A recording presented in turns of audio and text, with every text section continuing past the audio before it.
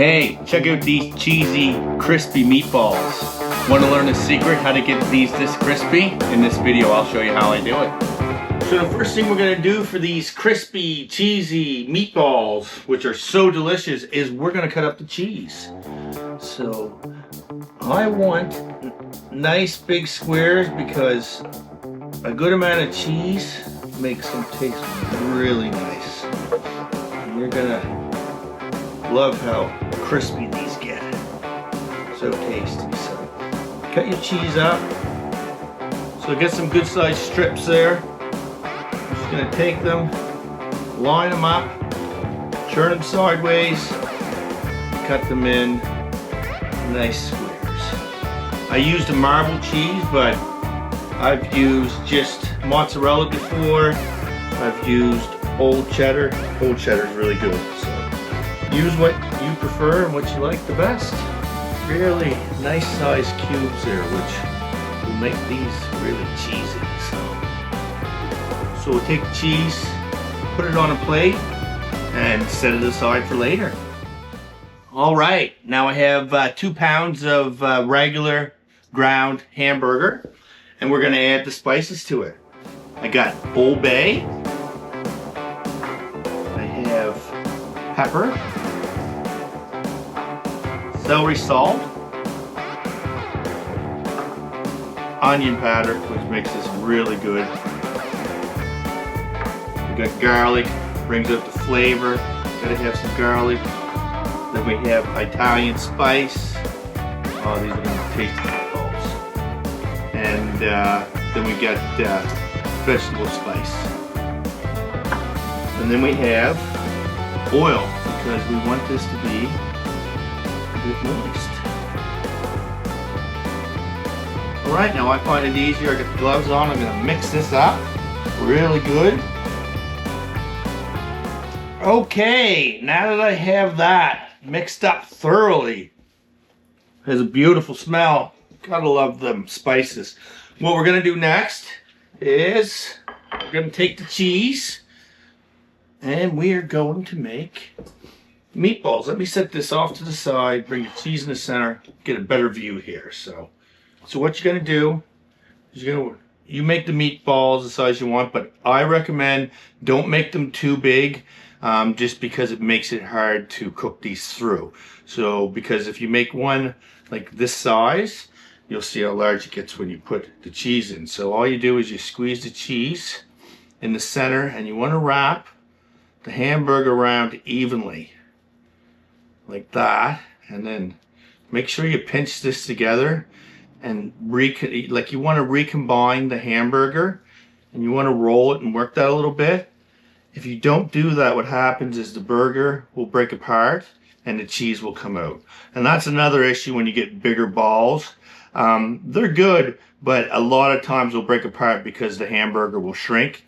There's too much meat and they'll break apart. So nice little balls like this are the best. And like I say, you want it to be pinched and work together. So nice smooth outer layer.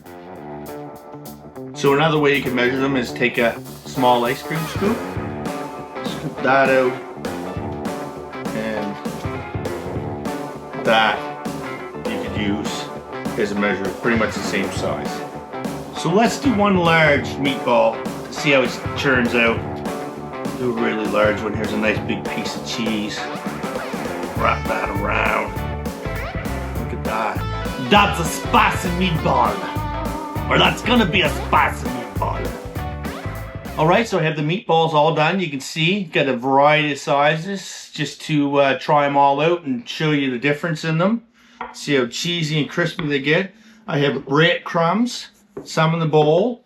I'm gonna take the meatballs, and a few in at a time because you don't want to get them all stuck together. You want them to get covered nicely. So roll them around, pour a little over them. Like this. And then I'm going to continue to do this to all of them. I'll roll them around a bit and I'll take them. What I'll do is I'll actually shape them again. And even press some of the breadcrumbs into them. So there you have it. We have our meatballs with the first coat. Now what we're going to do is we're going to put another coat on them. This will help keep them sealed and keep the cheese inside. So we're gonna take eggs. I got 6 eggs there. We're gonna spin these up, mix them up good. Cover these in egg, and then put them back into the breadcrumbs one more time. And then that'll be good enough. So just cover it in egg. Let them drain off there a bit. A little messy, so you can wear gloves or do it with your hands, wash them once in a while. And there they get a bit more of a coating. You can form them nicely like balls, or a little bit easier to do. And then they're going to be ready for the deep fryer. So I'll continue doing these. Look at these bad boy meatballs. Have them all ready, batter on them good, ready to go into deep fryer. They're going to be crispy and cheesy and good. Just wanted to say, I also got a spaghetti recipe video that comes from a little restaurant down towards Peggy's Cove, Nova Scotia called the Gingerbread House. It's a secret recipe for the longest time. I got that to go with these meatballs. I'll put that on the end screen. So check it out if you get time, because it really goes good with these. For now, we're going to put these in the deep fryer. And I do actually have this set on 325 today. I usually do it on 350, but I'm going to reduce the heat a little bit because I got some larger ones in there just to make sure they get thoroughly cooked. So let's put these on.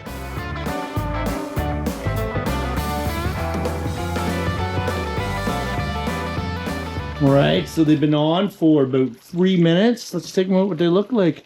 Oh, they're not breaking apart. That's nice. A lot of times they like to break apart.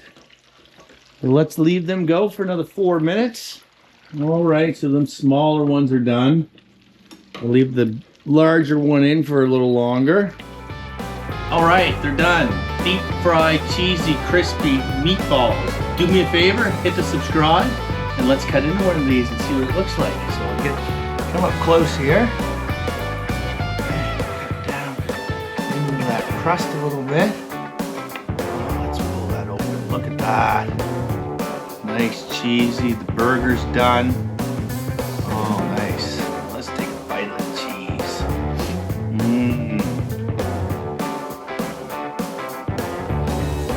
Oh, that's beautiful. That cheese and the crust, I can't tell you enough how good that's gonna go with the spaghetti and meatballs. So let's do this while we finish off on the end screen. Cut this big boy open, see if we got it cooked enough. Oh yeah, look at that. Look at that. Beautiful. Set that in there and make that look pretty. Have a good day.